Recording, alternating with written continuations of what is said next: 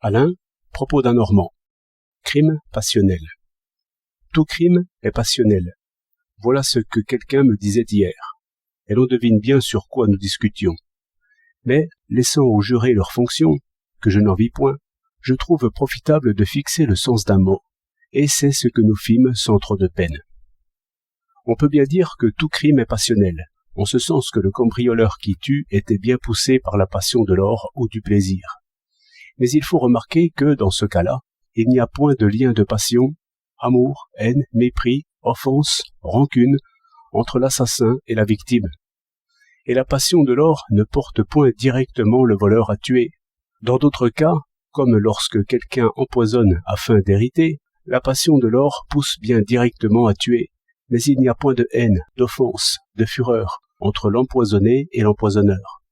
Et l'on ne dit point non plus qu'un tel crime soit passionnel.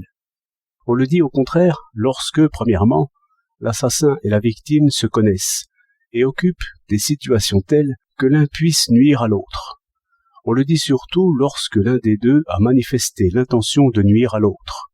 Encore mieux lorsque cette intention a passé à l'acte.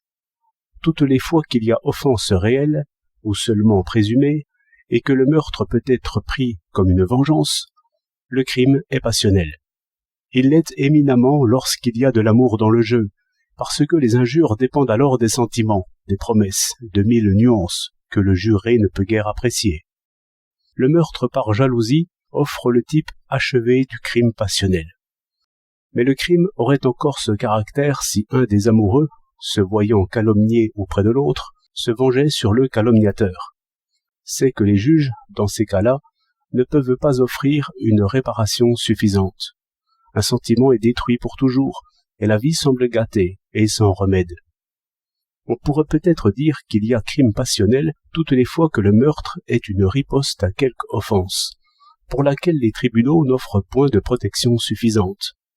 Si l'on regarde bien, dans tous les crimes de ce genre, où l'indulgence du jury semble d'abord scandaleuse, on apercevra quelque action blâmable selon les mœurs, et même selon les lois, comme adultère, diffamation, calomnie, ou bien une longue suite d'attaques et de ripostes, telles que les torts soient des deux côtés. Mais il faut ajouter un autre caractère. Il faut que le paroxysme de la passion soit visible, par l'absurdité de l'action. Cela n'exclut point une certaine préméditation. On peut, dans cette maladie du jugement que l'on appelle passion, préméditer un acte absurde.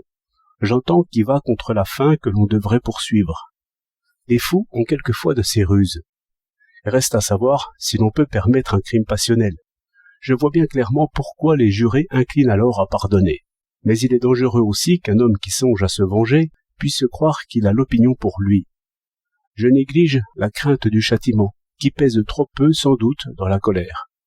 Mais la certitude de faire un acte juste selon l'opinion, ou tout au moins permis, grandit la passion. Car toute passion est opinion, pour une bonne part. Toujours est-il que, pour en discuter, il faut d'abord définir les mots d'après le commun usage. 15 avril 1914.